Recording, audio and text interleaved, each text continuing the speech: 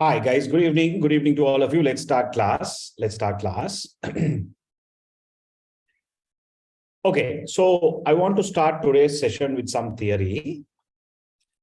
And I have shared some documents on the WhatsApp group. I hope you got it.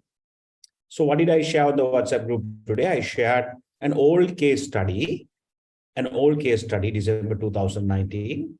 The Nike Incorporation case study, very interesting case study, right?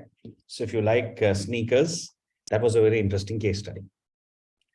So what I want you to do is, I want you to practice whatever theories we are going to do today.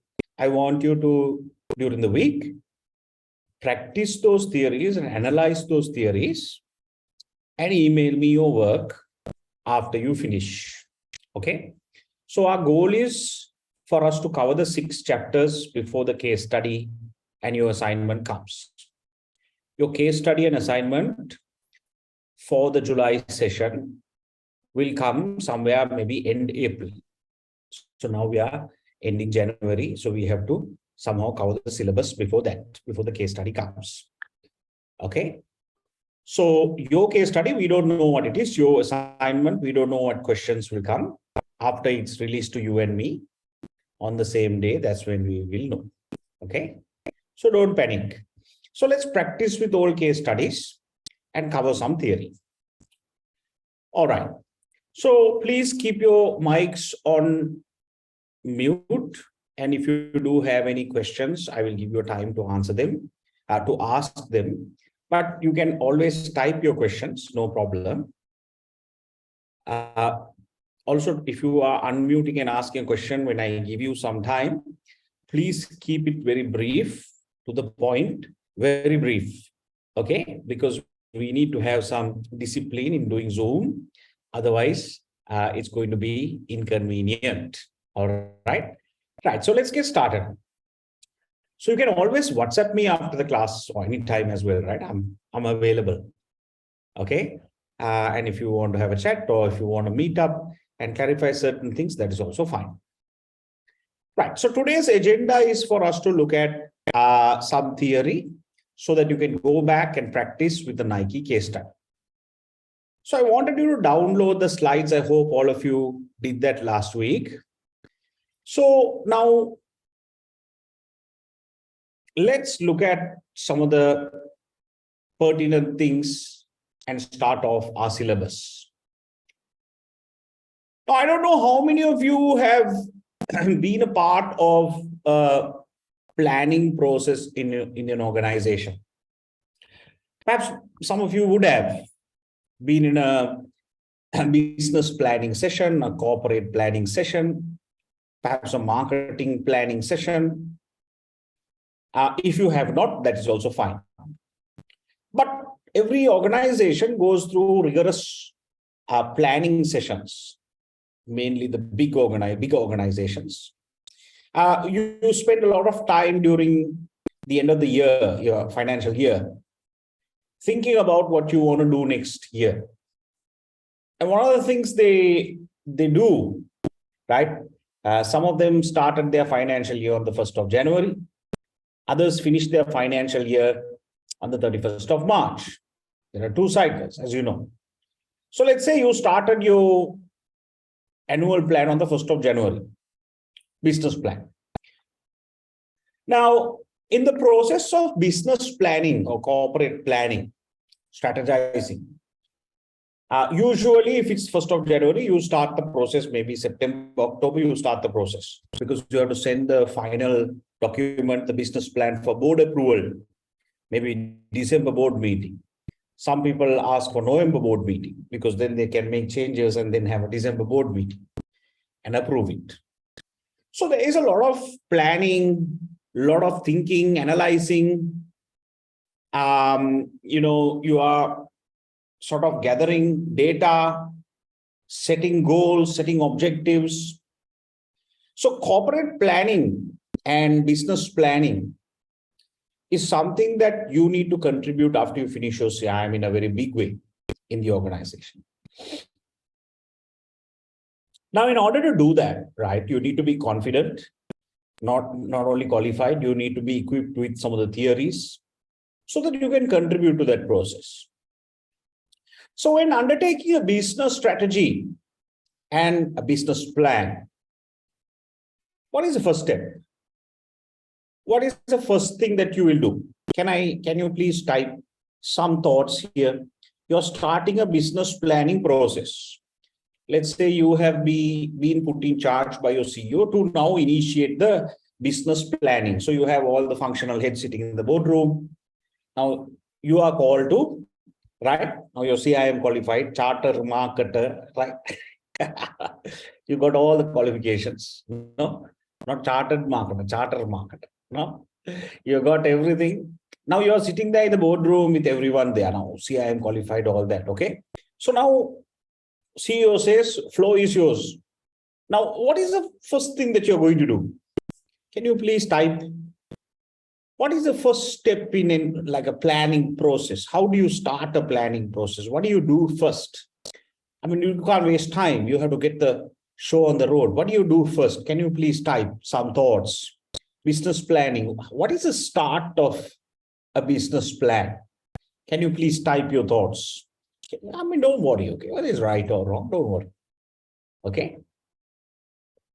Sometimes in marketing, there's nothing right and nothing wrong also, okay? Everything can be argued that is right and wrong as well, right?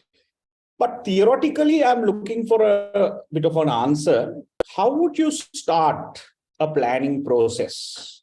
What would be the first step in starting a business plan? Right? A corporate plan or a business plan. So I can see some good ideas here, good thoughts here. Please type, right? So yes, macro micro analysis, setting the agenda. Okay. Knowing the objectives and mindset, search and research. So now you just commissioned the meeting, you just started the meeting, so you can't do research then and there. So primary research, you have to go and gather. Secondary data gathering takes time. Market research, okay, but that takes time. Now you have to get the show on the road now, right? You are there in the board meeting and all the functional heads are here. Now you have to get started. Analysis of the current situation means what? Right? Setting objectives. Would you set objectives and goals at once? I think that might be a secondary or third step. Kiran, background study sounds a little very academic to me. Just practically think what we do. Market analysis, okay. Market research sounds again a little academic, right? You in the boardroom, you can't be very academic also. They'll chase you out of the boardroom, right? I'm serious, right? Because you have to be able to practical, you have to engage everyone fast. So if you go and say, we'll conduct a market research, find out, they will like, okay, right, thank you very much, and they'll go. So you have to be very practical. Now you're there with your laptop. Now you have to get the conversation going, right? Now, probably you book the whole day, boardroom. You're going to order pizza, eat with everyone. So you're going to, you're there. Now, how do you start? What do you do? I'm asking you a practical question, boardroom question. CIM is a boardroom qualification. Remember that. Okay. CIM is a boardroom qualification. Details, economy, industry, okay. Past data. Okay. Vision. I think vision and all comes a little later, Arham. Because now, before you go to the vision and all that, what is the first step you'll do? Identify company main segments, industry, understanding the problem, okay, setting the tone, setting objectives. I think there are some thoughts coming, right? Making a friendly environment, fires, okay. So usually the friendly environment is made after the meeting, budget meeting. You have a small drink or something like that, right? Before the meeting, friendly environment, then you will not have a good meeting, right? But now you have to get it going. You have to achieve something also. Presenting the answer, brainstorming, right? My God, a lot of answers, but I don't see the answer. but you all are going around in circles around the answer. So usually a very good step to start off, let me give you some thoughts, okay? A very good step is to, I think, Richie, yes, a situational analysis. Now, situational analysis means what? You'll do what we call a SWOT analysis. I mean, I'm thinking very practically, okay? Something, right? A SWOT analysis. SWOT can be turned the other way. There's something called TOES matrix also. So same thing. SWOT or TOES. Right now, SWOT analysis, you can quickly do. One person can take the laptop. Right, let's all put eyes together, come up with 10 strengths. What are we genuinely ask? Right? So I think that's the first step. That's the first step. That's a simple thing that gets you brainstorming, that gets you started. And it's a bit of soul searching. It's something that you're going to ask yourself. The corporate team will sit down and ask themselves, shall we do this genuinely? Right? What are our internal strengths and weaknesses? I mean, we don't need to convince anyone. No, there's no customers inside the boardroom. What are our strengths? Is it a strength or not? If someone is saying this is a strength, this is a strength. So those arguments you must have with others. That's called brainstorming, meeting minds, right? Someone might say, strength, our service is good. That's a very vague thing. If so, have you won any awards for your service? Then it's not good. Then it's not great. It's moderate, right?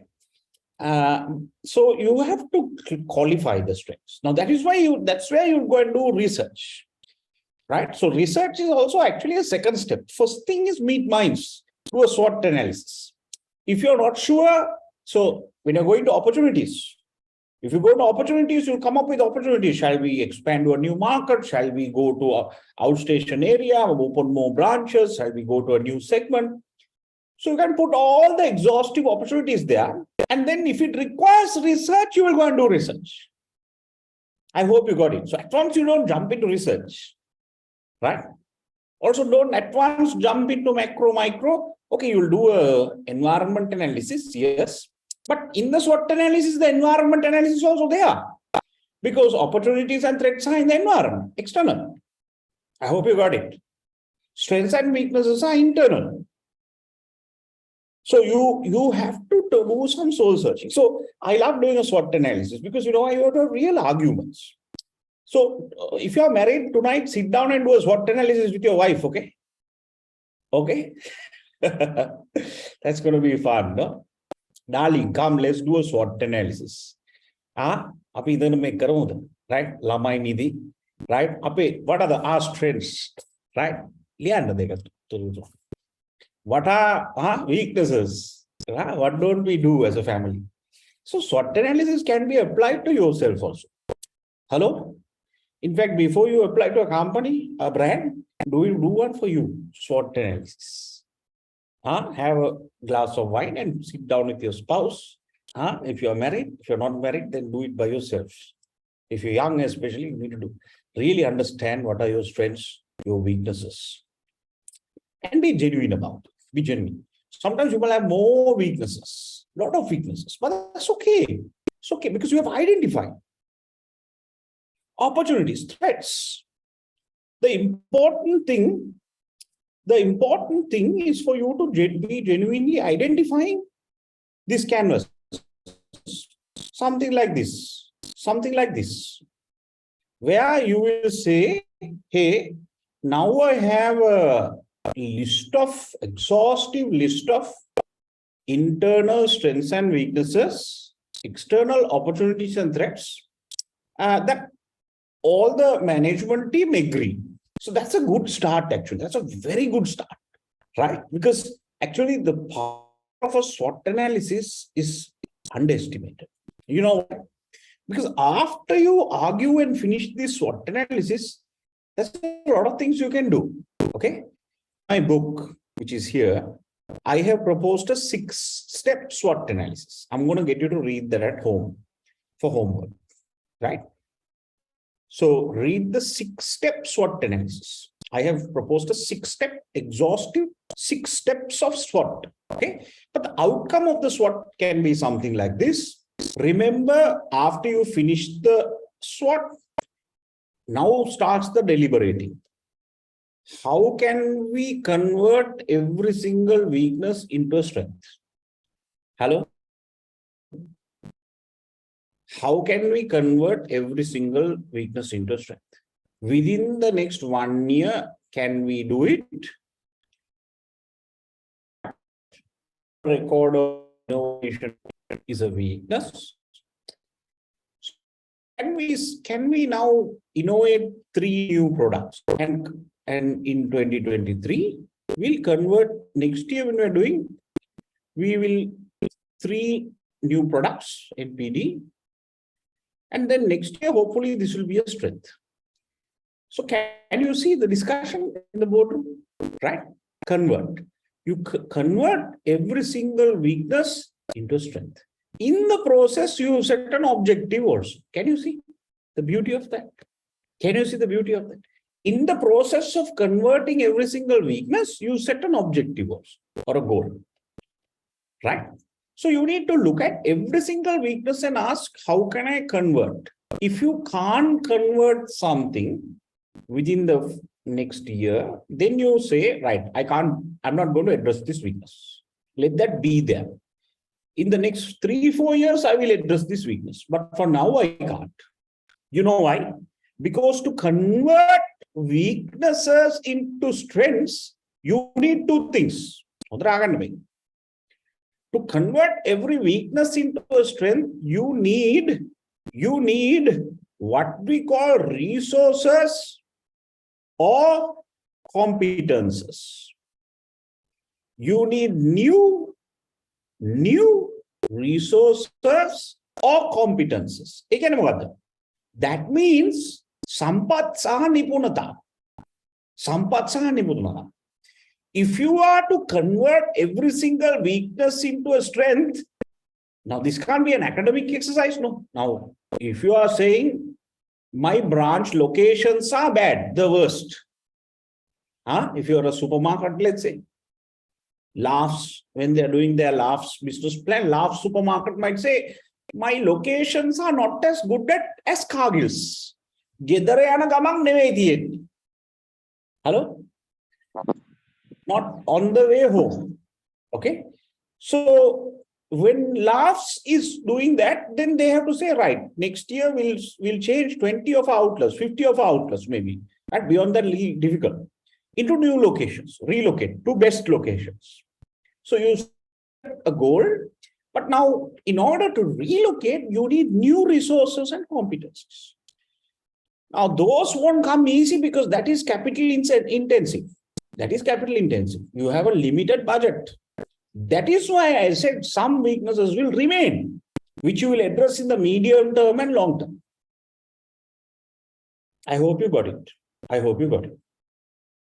Now, every threat also you can do the same thing. Every threat can be converted into an opportunity. How do you do that? How do you do that? You need new resources and competencies. Every threat is also an opportunity. Every weakness is also strength. Remember that. Remember that. Right? Now, this is something that you can tell in the boardroom. Guys, are you ready? We are going to be radical. Now we have arrived at this discussion. We have a SWOT analysis. Now we have to think radically like marketing beasts. That's the marketing instinct. How can we convert every single weakness into a strength? What are the ideas? Operations guy, tell me. Finance guy, tell me. Let's brainstorm. Let's convert all this. Let's be disruptive in our thinking. Let's brainstorm. How can we convert this threat into an opportunity? What do we need to do? Do we need to hire more people? Sampak, resources. Do we need more financial resources, capital? Sampak. Do we need to get a new skill into the team? Competences. Nipunata. Right? Do we need to get a new capability that we don't have in the organization? If so, we need to hire that. Do we need to learn something new, a process? So then that threat becomes an opportunity. That weakness becomes a strength. Next year, when you do the SWOT analysis, those won't be there because you've dedicated resources and you converted them and you set objectives and you're managing that throughout the 12 months. I hope you got it. I hope you got it. This is a very powerful tool. This SWOT analysis is a very, very powerful tool. Right? Now, I'll give you an example. Every threat is also opportunity. Usually, marketing guys only see the opportunities. Everyone else sees a threat. Hello? In the organization, if someone comes and says something, marketing guy sees the opportunity in that threat. That's marketing. Everyone else will see problem. Right now, Sri Lanka, everyone, problem. Let's leave this country. Actually, I won't leave this country.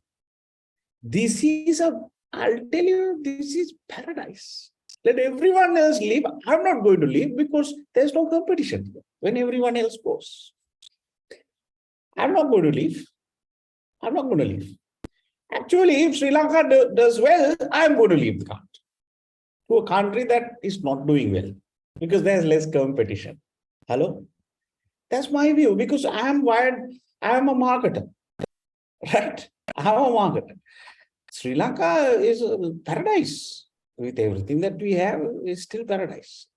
Why? In chaos, we need to learn how to thrive. In chaos is where you see opportunities. Problem is you need to see the opportunity and you need to leverage your strengths and exploit the opportunity. There are so many opportunities in chaos. You don't see it. Because your mind is not trained to see it. Your mind is not trained to see it. In chaos, there's opportunities. Tomorrow, your wife comes up to you and say, darling, now 10 years we've been married. Lewie, 10 years, my wife comes and says, we've been married now. Athene, enough, no? Right? I want a divorce. My wife tells me. Is it an opportunity or a threat? You understand? You understand? Is it an opportunity or a threat? Right? So every single threat is an opportunity. My wife will never do that to me. You know why? Because she knows I'm a marketer. If something she says, I see the opportunity of it. I see the other side of it. Right? So sometimes you might say, Lewie, you're a real opportunist. You are a real opportunist. Well, to a certain extent, that is true. Because if you're a marketer, you are learning how to be an opportunist. Hello? If you are a true, genuine marketer, you are learning, you are actually, there's a skill that you're learning to go behind opportunity, growth. Your mind must say top line, growth. Leave the bottom line to the accountant, he'll manage it. Right? One day, if you want to get qualified there, you can do it. Bottom line. But you are top line guy, marketing. Your mind must work on growth. Growth, how to grow the top line, how to move the top line. That's the difficult part. Because everyone else looks at how to manage the operation, how to count the bottom line. The difficult part is to grow. Look at where we are as a country. We can't grow. Everyone is coming in, economists are there. We don't have a single qualified marketer. Go to Parliament. No one's talking about growth. Everyone's talking about managing and borrowing and cutting costs and all that. So in an organization, the marketer's role is to come up with ideas to foster growth in the organization. And therefore, you will start with the SWOT analysis and you will see every single weakness is an opportunity, every single weakness is a strength, every single threat is an opportunity. The problem is it is lying there year on year in your annual plan when you do the SWOT, same weakness come next year, same weakness come next year. 5 years, if you have worked in the organization, every year you put it as a weakness. Someone must get fired. Because no one has asked the question, how do we convert this weakness into the opportunity or weakness into strength and dedicate resources and competence? See, so that next year it won't be there as a weakness. That's a key issue. That's what we call key issues. It can be a critical success factor that is critical to our success. And if we address that weakness, if we address that threat, sometimes we can go from number 4 or 5 to a market leader. Because that issue has not been addressed. Right? So, can you see now, if you do this exercise very well, you can have a fantastic boardroom discussion, don't need other tools. Right? So, soul searching can be done in a SWOT analysis. And you match this way. You match your strengths with your opportunities. So first strength, can you match it with your 7th opportunity? Like that, you keep matching. Matching works this way. Match.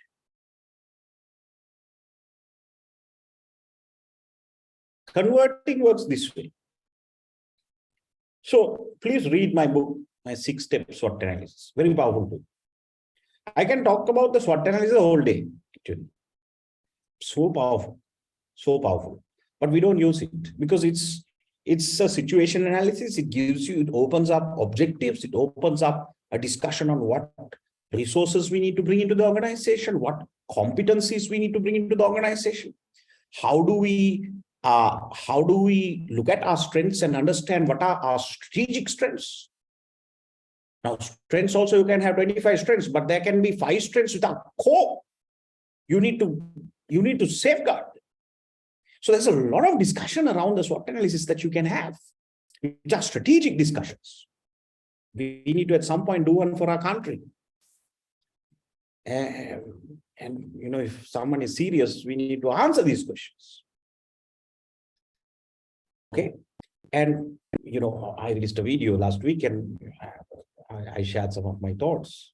In which I said one of our biggest resources that we have in this country are our beaches. Open them up. Open up. You don't need money for that. Give them to the people who are running the 5 stars, the 4 stars, and make every inch swimmable in this country. Every inch swimmable in this country. We don't need, a lot of assistance for that. Right? We don't need that. It's ironic, right? It's amazing. Now, next week I'm traveling to Europe. I love traveling. 6 months I'm out of Sri Lanka, going all over. That's what I love doing now, because I'm retired, right? So I love going places. Wherever I go, it's amazing. There's a small, tiny beach. People are jumping. And we are an island.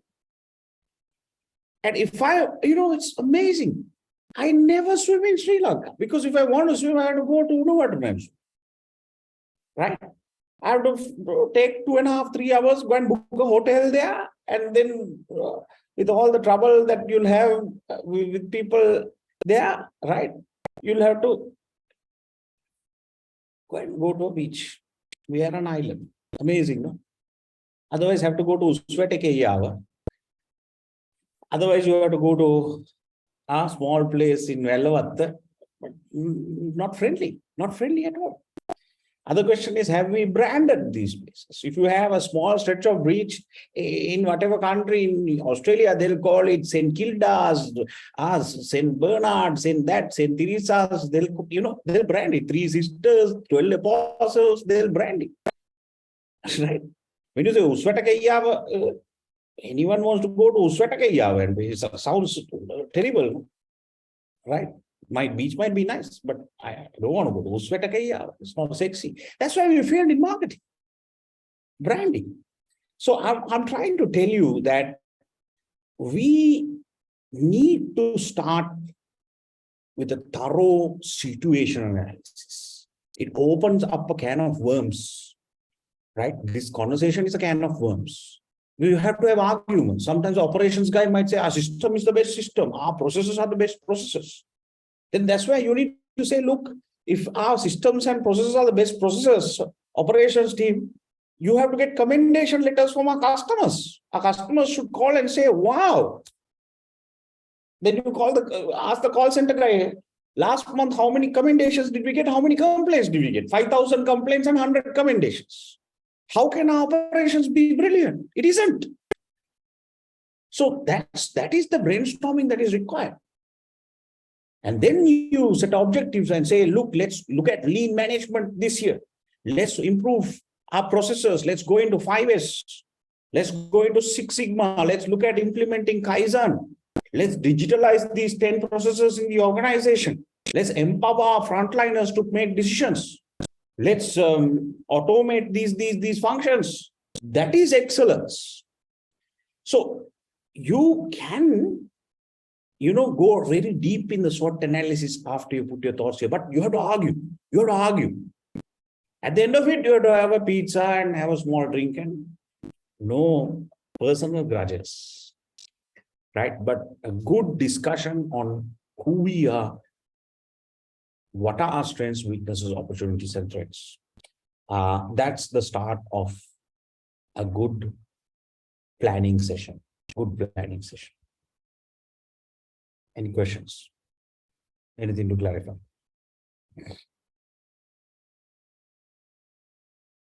Now, how is this relevant to us? You need to do for homework. Can you please take down? Homework. I want you to do homework number 1. I want you to do a detailed SWOT analysis for Nike.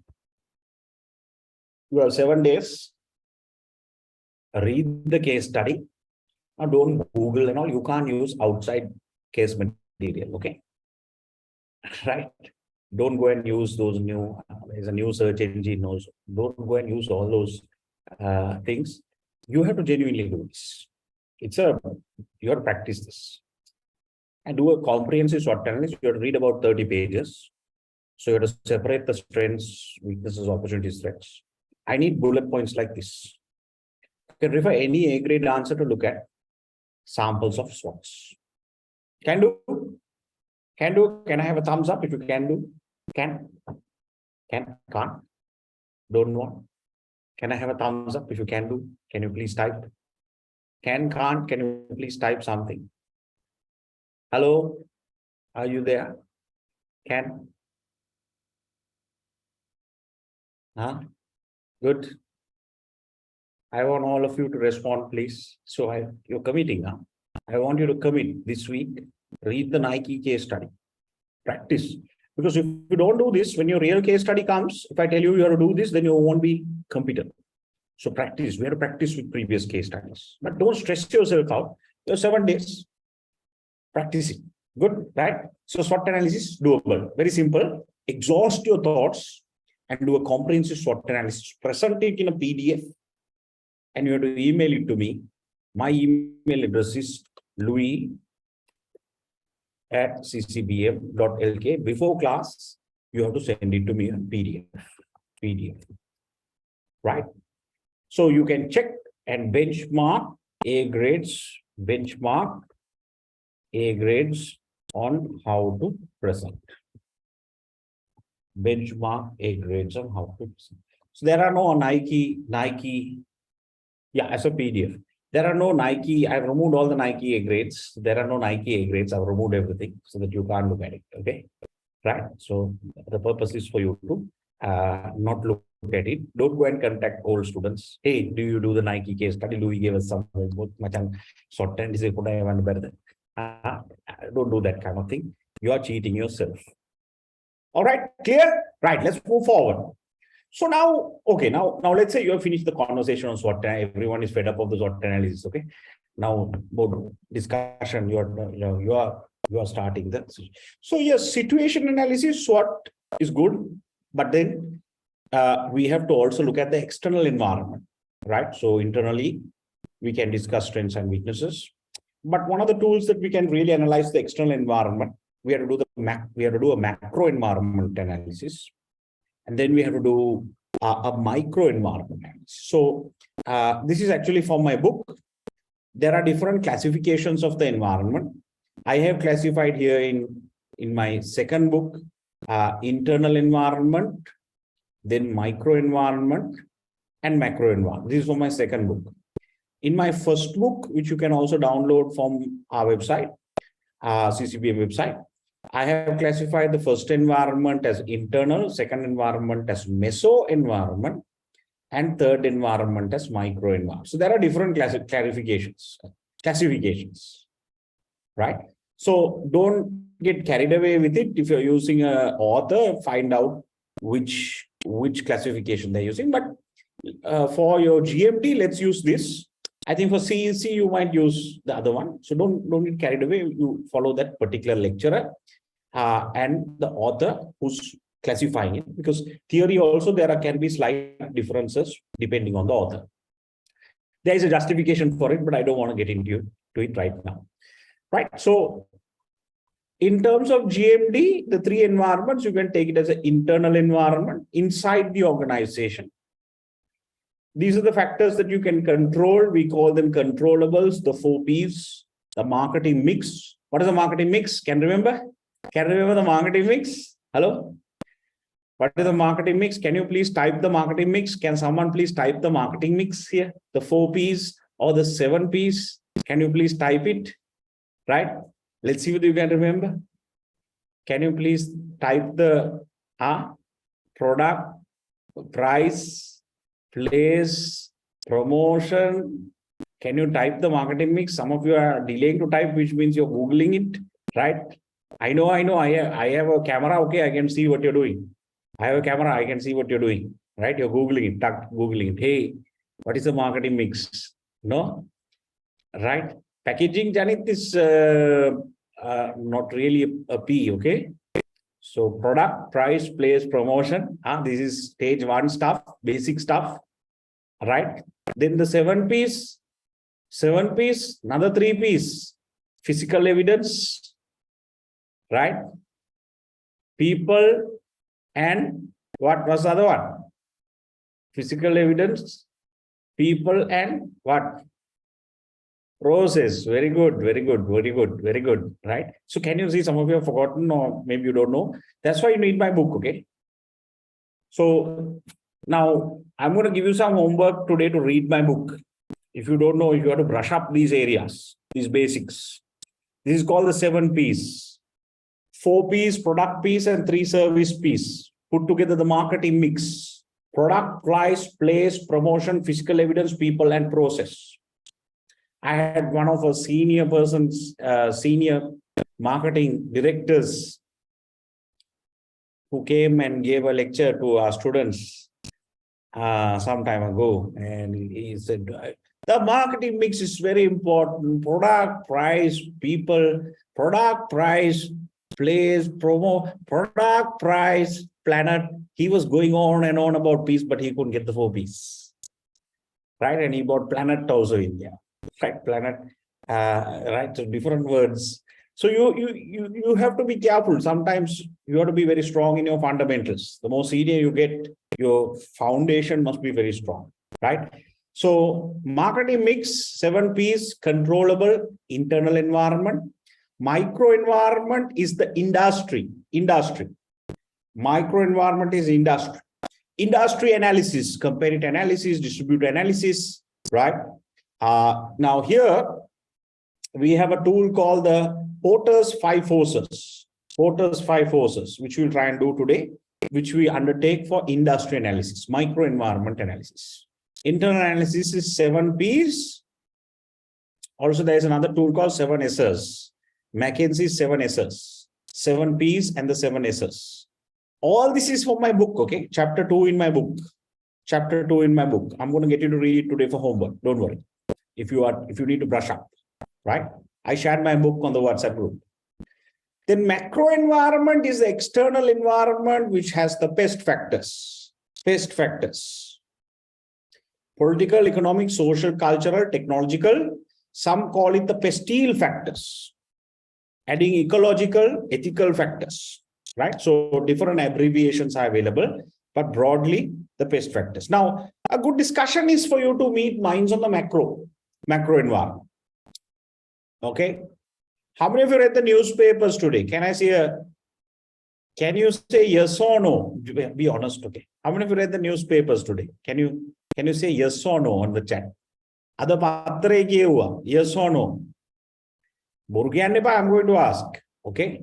Some questions. Today's newspapers, how many of you read yes or no? Yes or no? Right?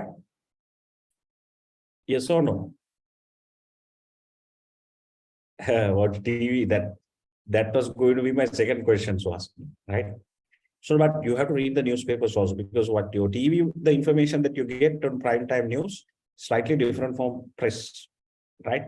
So now, see, I'm trying to prove a point to you that that your generation, you have to be careful.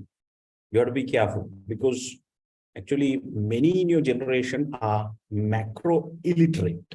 I'm not saying illiterate, okay? Don't get me wrong, but you are macro illiterate. When I say macro illiterate, that means you don't know about the macro environment. I know this because I talk to many people in your generation, right? So if I ask the monetary board met yesterday, what was their view on the rates, interest rates? What did they do? Did they cut rates? Did they increase rates? What did they do? So you don't know that. You don't know that. You don't know that. Did anyone know that? What was the monetary board's view on the rates yesterday? Rates. Did anyone know that? What did they do? Did they cut rates? Did they increase rates?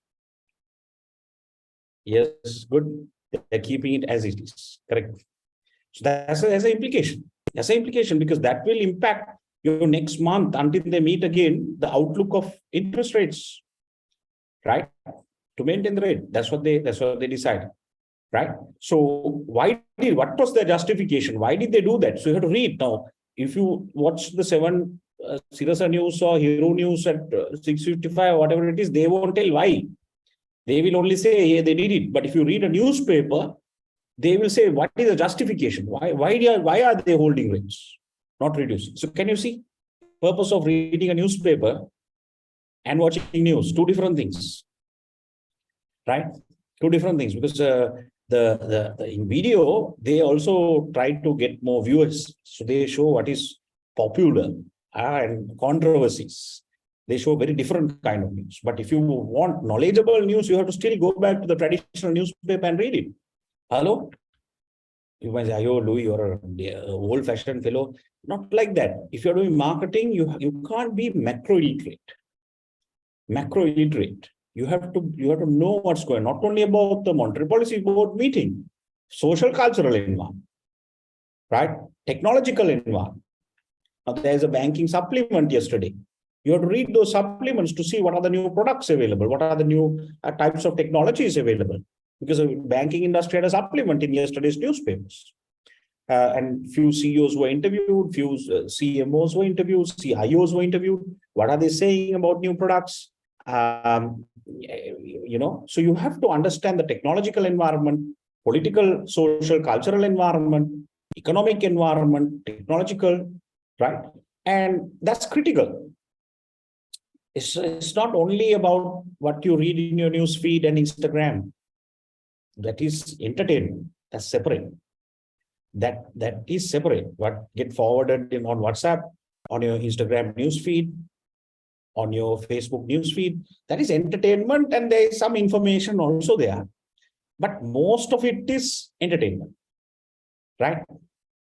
But if you really want intellectual stimulation, you need to go back to the traditional channels, maybe a business magazine, where you need to go a little bit deep and understand, because a good editorial is available. So guys, what I'm trying to tell you is CIM is not an academic qualification. It's a practical qualification. So you can see the way I'm approaching it. is I'm trying to sharpen your boardroom skills, your thinking, so that change comes from within. No point just getting a qualification otherwise. You have to be competent to go into the boardroom and perform, right? So what I'm telling you is some of it is my own experiences, and I'm sharing it with you so that not just qualified, because there's no point us creating a breed of marketers who are qualified but not able to perform in the boardroom. That's where the performance comes, in the boardroom, right? That's where you're going to perform. So macro, micro environment literacy is very, very important. Okay. And your generation, I must tell you, you are at a disadvantage because with all the technology available, you're not going into the traditional mediums. And that's why I just took a simple poll now. None of you have read the newspapers, right? None of you. So the person who does read it is much more well-versed than you are, macro literate than you are. That's my point that I was trying to justify by asking that question. So there is also a 6-step pestle analysis that I put together in my book. You can read it, right? 6 steps, you can read it. But let me just open my book a little bit and discuss my expectation when you're reading the book, right?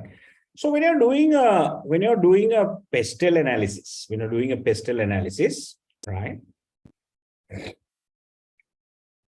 This is actually my book. I shared it with you, right? This is the cover.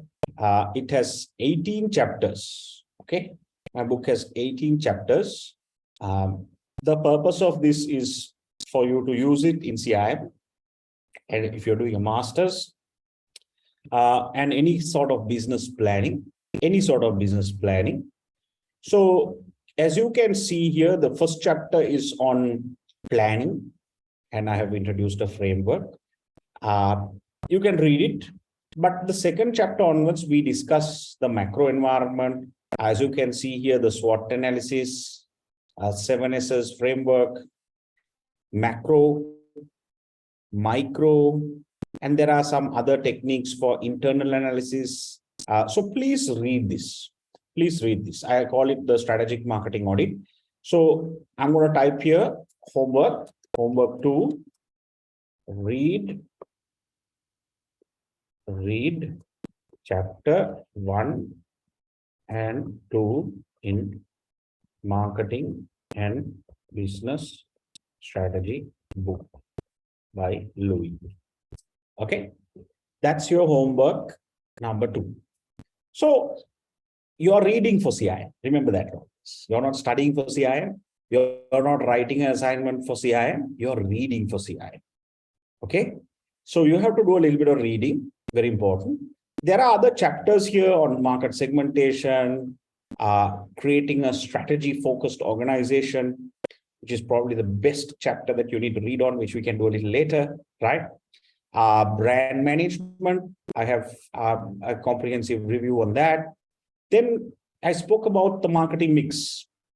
So any of you who have forgotten the marketing mix, you really want to delve into that, do a deep study on the marketing mix. This is a chapter that you need to read, right? It's a little long, but it goes very deep into the marketing mix. The marketing mix is the ammunition. It's the tool set that a marketer will use in the boardroom internally. So you have to be well versed with this. Right? I have also on a chapter on communications, leadership, a fairly comprehensive literature review on that. Chapter 9 is on change management. Chapter 10 is on culture. Chapter 11 is on market research, right? 12, buyer behavior. So it covers all the marketing and business strategy subjects. International marketing strategy, customer experience, right? Organizational structures, managing big data, and going into innovation and entrepreneurship. So if you're doing CEC, you can refer my book as well. And if you're doing CDC, I have a chapter on reputation management, which is also quite useful for CDC students. I hope it's clear. So at the end, I have actually also included some other tools, right? You can look through that as well. Now, I want to take you through to the macro discussion. I want to take you through the macro discussion. Macro discussion is in chapter 2. Okay. I have included some case studies there as well. You can read them of Sri Lankan companies. So my conversation now is, how do you do a macro environment analysis? So when you're doing a macro environment analysis, the first step is for you to understand what are the macro drivers, right? What are the macro drivers? So when we talk about political drivers, right? Now, this is why I told you, you might be macro illiterate. You need to know about the political environment, because you can't change it. As a marketer, you can't change the political environment. But if you know about macro, you then can adapt and change your business fast to the changing needs of the market. And that is why you need to study the macro. Macro is uncontrollable. Remember that. You cannot control the macro environment as a marketer, but you can adapt and change your business stance, your strategic stance really fast, so that you either withdraw, you contract, or you be bullish and you invest and you exploit. So those maneuvers can be done based on your knowledge of the macro environment. Now, one of the things that we are going to look at, I mean, here I need to talk a little bit about politics. I usually don't like to talk about politics, but one of the things that are hot topic right now is the local elections, the local government elections, right? I mean, we call it in Sinhala the Punji Chande, right? Although it is a very small town council kind of municipality kind of election, it is a very important election, because it may show the sentiment of the people. It will show the sentiment of the people, right? We don't know what will happen. We don't know. We don't know what parties will get what. So it will show the anger of the people, the sentiment of the people, which is an indication to investors, which is an indication to the investors, even donors like IMF and the World Bank, all watching us. That's why they are saying, let's have the elections. You can't afford the elections, but have it. They're all telling us, because people want to see the sentiment, the thinking, right? And it's important, therefore, that in the business environment, you understand what's going on, right? Otherwise, there's no point really learning about politics if you're not a politician.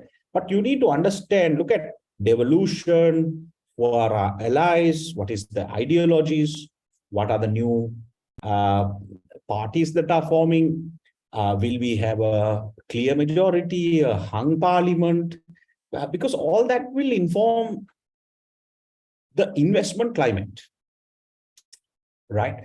Now, I'll give you an example.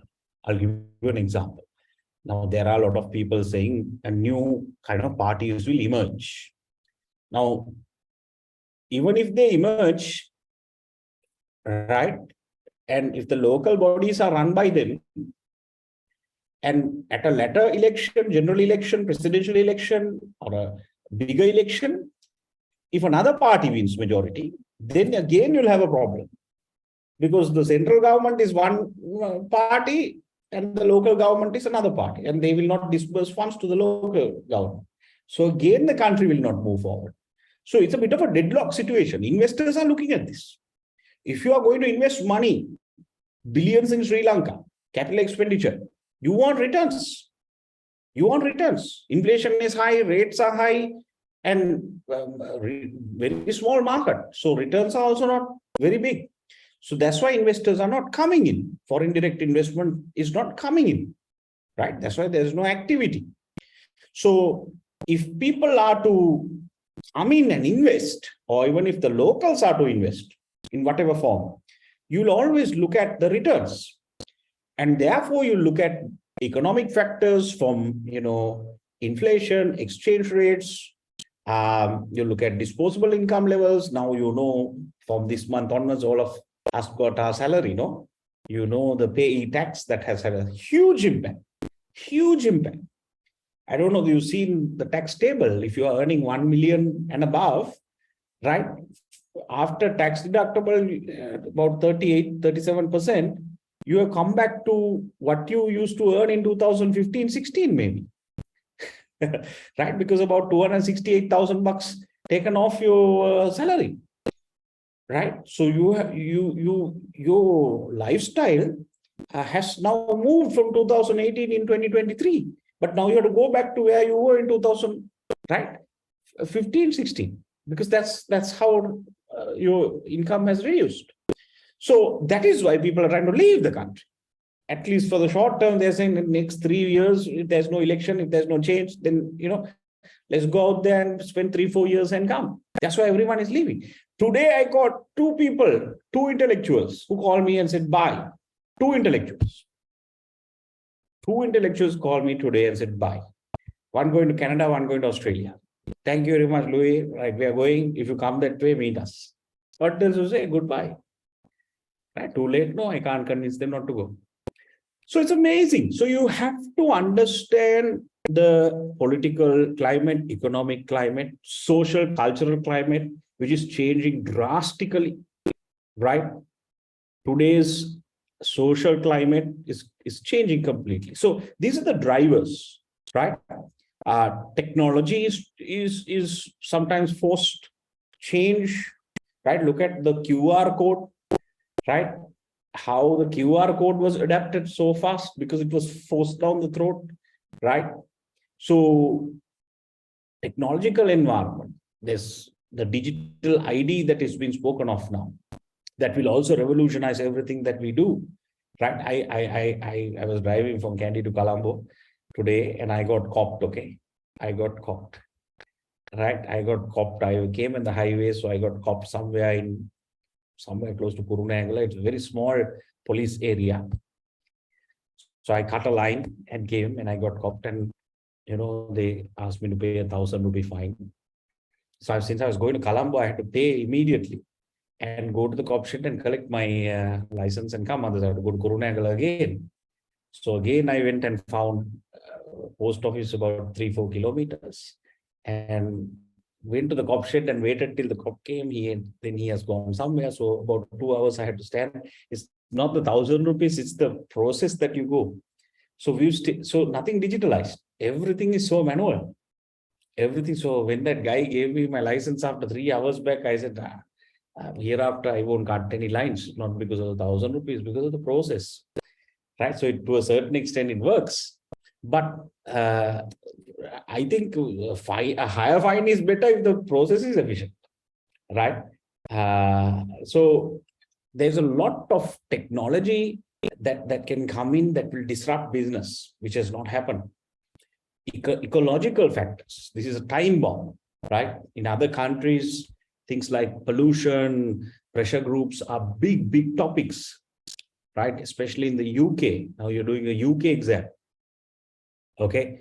In UK, sustainability is a huge topic. And every company is supposed to have very strong sustainability credentials where you can showcase to your customers and stakeholders about your social responsibility with some sustainability credentials. Your recycling, and you have to show data. You have to get an external auditor to audit you. That's how they will look at it. Otherwise, it's known as greenwashing. Greenwashing means now sometimes if you buy a product, they'll come and say, all right, this is the product, right? And when you look at it, all right, it's packaged in green color and they'll have the green signal, recycle. You can see this recycle, right? This recycle sign. Like now that sometimes if you are saying you're green and eco and everything, right? But you don't substantiate that, where people can check. Is it truly that? You said you're planting trees, but how many trees have you planted? Last year, tell us how many trees you planted. Where did you plant? Show us pictures. Now, if you don't do that, that's called greenwashing. So some people just take a basic product and green it so that because it sells fast. That's called greenwashing. And in the UK, if you're greenwashed, they'll sue you. They'll sue the products. They'll sue you. And you can, as a consumer, you can make millions right by suing companies for greenwashed products. So it's a huge topic in the UK. So sustainability, environmental, ethical drivers, legal drivers, what are the new laws? Right now, interesting, no? I don't know, you know this. Last week, the parliament passed a new law, I think first time in history, which has a maximum cap that a member of local council, these elections can spend on election. It's the first time in history, right? In their respective town area, it's 25 rupees per citizen. Beyond that, they can't spend. If they spend, and if you show evidence, they can be removed from their seat and jailed and fined, imposed. So this is a legal environment. You didn't know that? That's why I said, don't be macro illiterate. It was passed, it was gazetted. It was gazetted. Now, if they do it in the local, imagine when it comes to the general election and if they gazette some kind of similar thing saying, you can't spend more than 20 million. I don't know how that's going to be measured, right? But if it's gazetted, it's law. It's law after that, right?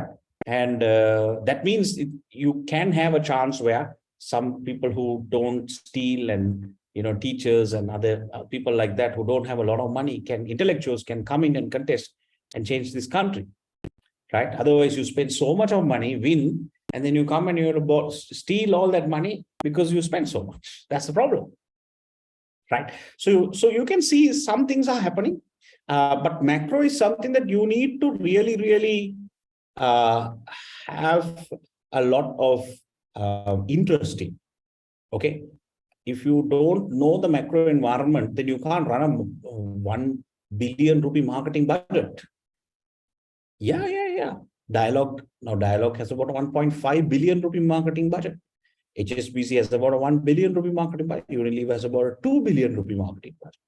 You think this is big budgets, right? Unilever does, I don't know how many billions, maybe 70, 80 billion revenue, right? Dialogue, right? Banks, big banks. So they have huge budgets.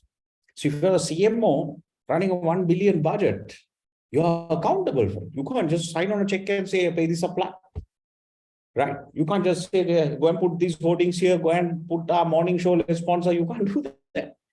Highest budget that I used to handle as a CMO was 350 million when I was head of cards at American Express. 350 million at that time, okay? I'm talking 2012, right? 2012, 315 million. Actually, I was scared. Because 350 million rupees per year rests on my shoulders, right? How I spend it, because I am accountable to shareholders. Every month I have to go and the board meeting to the CEO, I have to be accountable. If I said, 10 million I spent this month, where do you spend? What is the sale? What is the return on investment? I have to be accountable. So it's not a joke. It's not a joke, right? You're not learning marketing to be a marketing executive every day. No. You have to be accountable and you have to deliver results. So in order to do that, you can't be macro illiterate. Otherwise, if you do that when you're sitting in an investor forum and if an investor says, why did you go and do this? You have to be able to justify. This is why I did it. This is the opportunity I see. Here's the changing business climate. The environment is changing. That's why I went and invested there. That's why I launched this new product. That's why I went international. So in order to justify, you have to be able to read the environment brilliantly. Right? So now in doing the macro environment analysis, guys, I hope you're not sleepy, okay? When doing the macro environment analysis, one of the things that you need to be mindful of is this kind of template. Okay. What are the things that you need to be mindful of? Now, this is actually the Walmart case study. Sorry, this is actually the HSBC case study. I have taken a student's work here, right? So you have to select what are the drivers that are mentioned in the case study. Now, when you read the case study, there will be macro drivers. So Brexit was mentioned, low growth fast in the UK, forecast in the UK economy was mentioned. Then economic factors, there's FDI restrictions in India and China. So these are mentioned in the case study. So when you read the Nike case study for homework, I want you to identify what are the drivers that are mentioned in the case study. Maybe put in some data also where possible like this, right? But you have to stick to 100% case material. You cannot take case material from, right? You cannot take anything from outside, 100% case material into macro analysis. Now, the second step here is after you pick the case material and put it into the relevant macro driver, you need to talk about the impact, the implication. Now, some students do this. They talk about the macro driver identified, right? And say UK economy will grow by 1.8% from 2016 to 2017 as an economic factor mentioned in the case study. But how will it impact the customers? What are the implications? It will increase savings for customers, right? Impact the banking industry. And the impact will be an opportunity impact. This stands for, is it going to be an opportunity impact or a threat impact? And then a ranking of high, medium, low, as you can see here. So those are the 4 steps. What is a driver? Explain the impact, the implication. Is it an opportunity or threat impact? And a high, medium, low. So this is a good way to present the macro environment in a table, but 100% case material. Here's another example done by a different student.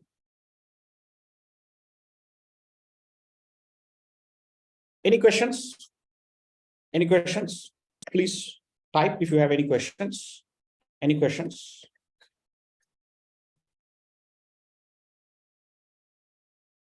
Now, when your real case study comes, I will help you with the SWOT, with the macro. Don't worry, okay? No stress there. I will help you and I will help you. Right? But now that we are practicing with the Nike case study, I want you to try. Right? So, no questions. Can you please take it down? Homework number 3. Homework 3. Undertake a macro environmental analysis for Nike. Right? Undertake them. So this is how I want to see it. Don't write stories, don't write paragraphs. Business-like presentation in a table like this. Use data wherever possible, put it in a PDF under the SWOT. Any questions? Any questions?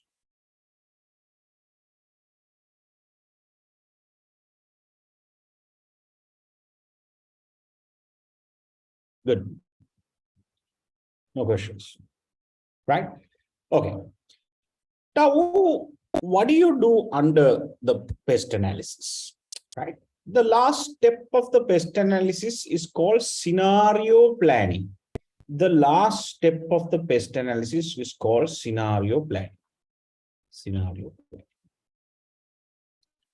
That is a separate table which I'm going to take you through now. Probably you would have not done that before.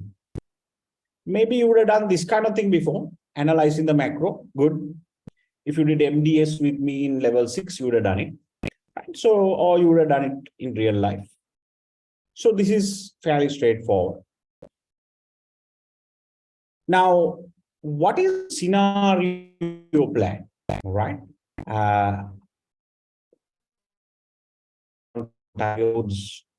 Failed to scenario plan, right? If you know, when he got caught with so many of his lovers, no, he failed to scenario plan. So you in business, you have to scenario plan. If you don't, you will pay the price for it, right? You will pay the price for it. And Tiger Woods did pay the price for it. He lost not only 50% of his income to his wife, he lost all the sponsors, and he lost his winning momentum, and he lost everyone and everything, right? So you have to undertake scenario plans properly. So what is a scenario plan?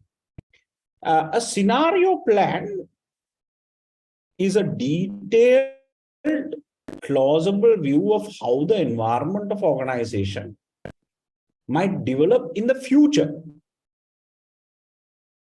based on key drivers of change,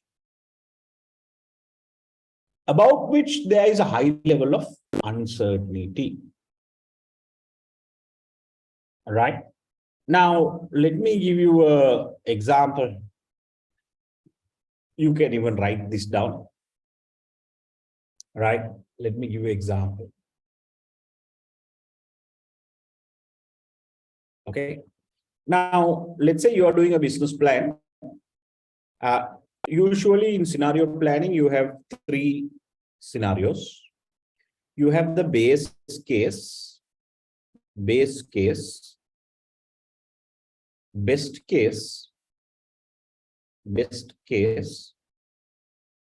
and worst case. Please listen carefully. Worst case. So you have 3 scenarios, right? So let's say now in a business planning session, you say, okay, revenue, we have to do, right? We have to do a revenue of 10 billion. That's the business plan. 10 billion revenue. 10 billion revenue. Base case is the plan. Base means the plan. You then have plus or minus best and worst case. Right. So now you started the year, you are still in January. For 2023, you have to do 10 billion revenue. 10 billion revenue. Now, in order for you to do 10 billion revenue, right, which is a forecast because 2023 still not happened. Now you will have some assumptions. My assumption is, right, assumptions. Interest rates or the interest rate, right? Let's say the borrowing rate will remain at, let's say currently you're getting money or funds at 20% from banks or any other lenders, because you need working capital cycle, you need working capital to order your raw materials, right? And you need in finance, so you're getting that 20%. So interest rate is important to your business. So if the interest rate remains at 20%, let's say you are also focused on some exports or something like that, and if the exchange rate to the dollar, right, remains at, let's say 370. Okay. And inflation.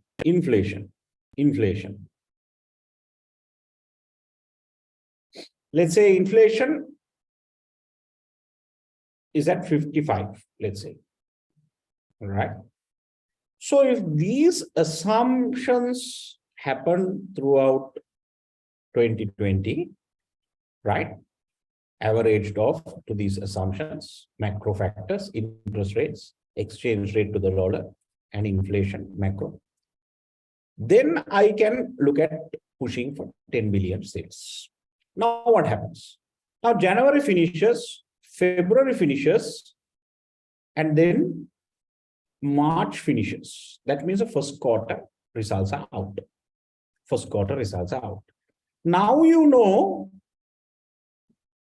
first quarter, what is your interest rate?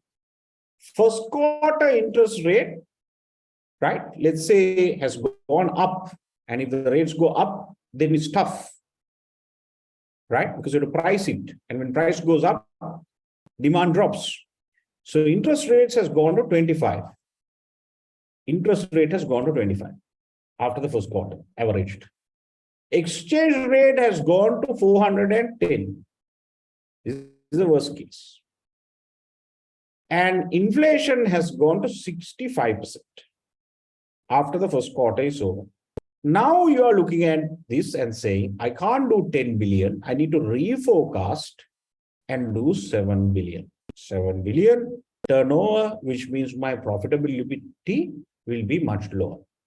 Profitability will be much lower. So my shareholders are not happy. My shareholders are not happy, right? The macro assumptions have changed. I have to now switch my plan from the base case to the worst case. So I need to reforecast my cost structure, do some cost cutting, because my revenue is not growing as anticipated because my assumptions have changed. You have no control of the macro environment. You have no control. We have no control. Tomorrow, when you wake up in the morning, new thing has been introduced.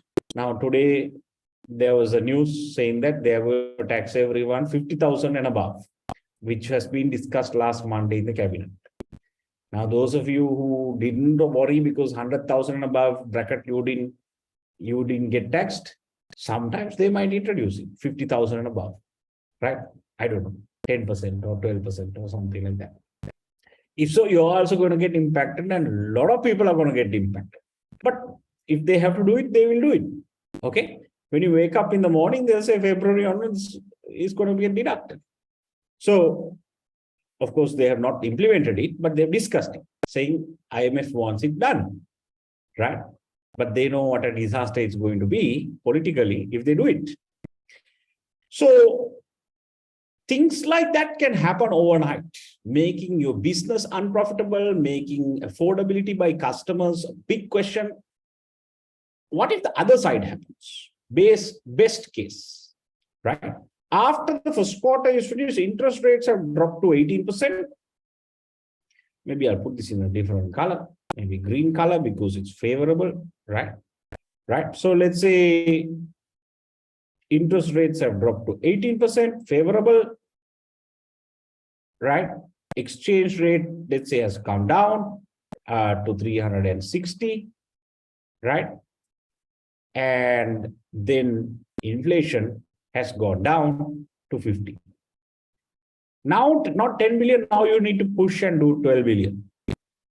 I can do more because the macro assumptions are, right, very, very positive. And therefore, if I stick to my original budget, I will lose because other competitors will be pushing revenue. So now I have to look at doing 12 billion. And increase from 10 to 12 means more profits also needs to increase to my shareholders. So I have to switch my plans immediately for the rest of the 3 quarters from my base case to the best case plan. Best case plan. If I don't do that fast, then I will lose market share, revenue, and profitability. So what does this mean? This means that when you're doing a business plan, you create 3 plans. You create the main plan, the base case plan, and then you have a worst case outcome, best case outcome. That's called scenario plan. And then even as month on month, you have real data, you are then able to move between the 3 scenarios that you have created, reforecast your numbers and reforecast your strategies and your tactical plans for the rest of the year. That's called scenario planning. Now, you may look at this and say, Louis, little complicated, no? But can I tell you, can I give you a simple example? Shall I simplify this? Right? I hope you understood this, but shall I simplify this for a moment? Right? What if I tell you, you are naturally a scenario planner? Hello? What if I tell you, all of you, and me, all of us, are naturally gifted scenario planners? Why do I say that? You see, if you're not married, okay, if you're married, don't scenario plan too much, okay? If you're unmarried, if you're not married as yet, you don't have one boyfriend, no? No, you don't have one girlfriend, huh? you will have few people that you like. Isn't that right? Okay, you might have a steady girlfriend, steady boyfriend. That's the base case. But the best case is also there. Worst case is also there on the side. Hello? Now don't look at me like I'm a pervert. It's a natural thing. It's a natural thing. Hello? Do you understand what I'm trying to say? That's high school sweetheart is also there. Right?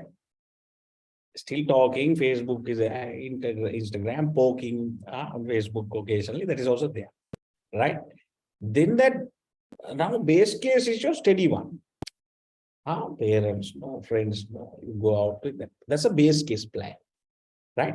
Now you pass CIM, all of a sudden, my God, you win a world prize and all. Now, sometimes you might move from your base case to the best case. Right? You know, famous.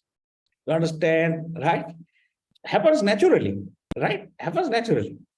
Or maybe you don't do anything. Right? Maybe your base case leaves you, then you have to go from base case to your worst case. Options have to be there. Some of you have more options, 15 options.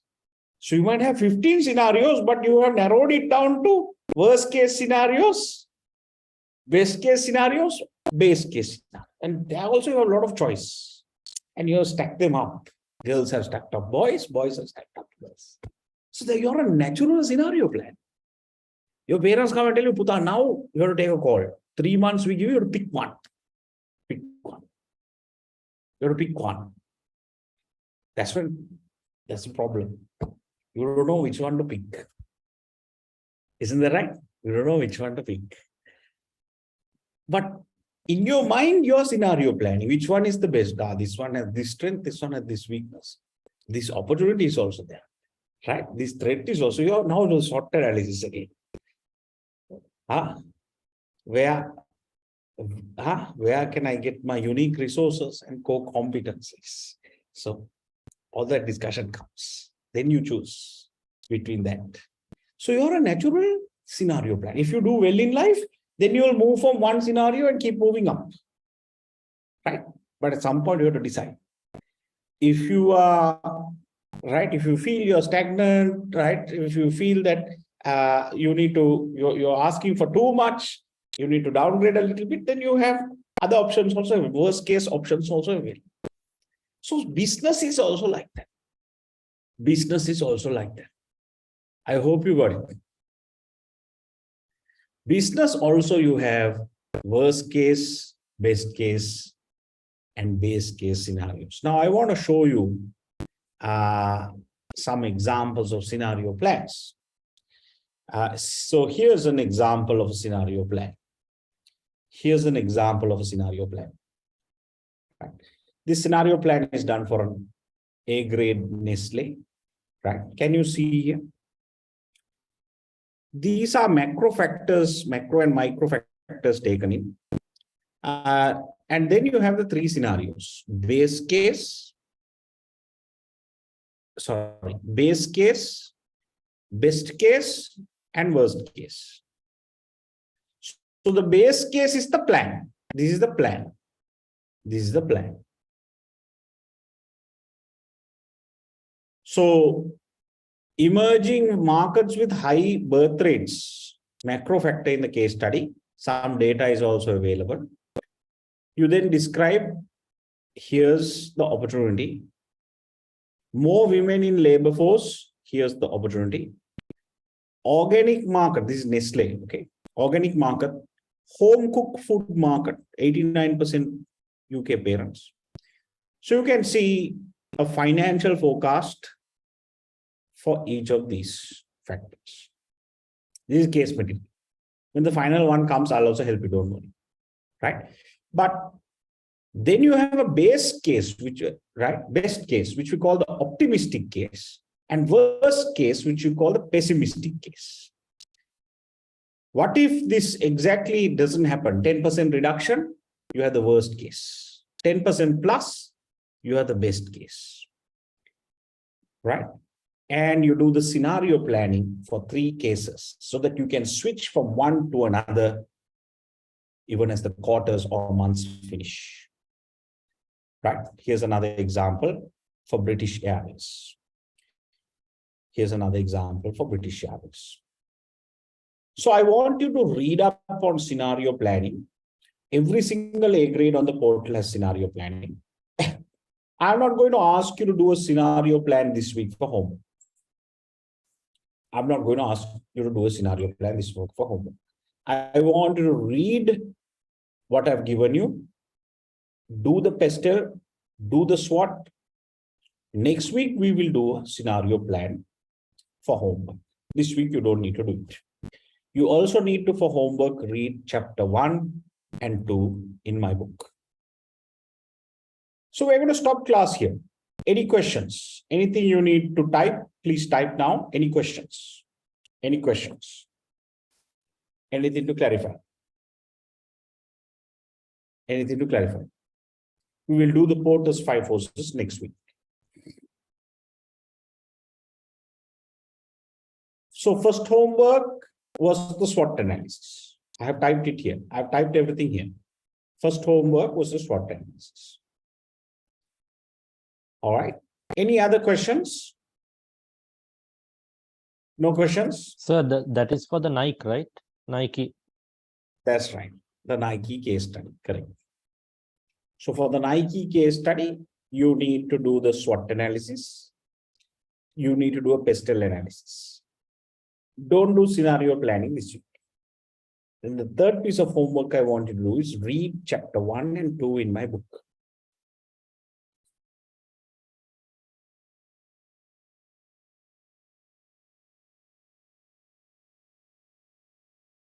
Arham, yeah, difference between micro and internal is inside the organization. Micro is the industry. We will do micro environment next week. We will do micro environment next week. All right. Good night, everybody. Good night. Good night, sir. I will see you next week. Bye-bye. Good night. Good night. Good night, Good sir. night. Good night, sir. Good night, sir. Good night, sir. Good night, sir. Bye. Good night, sir.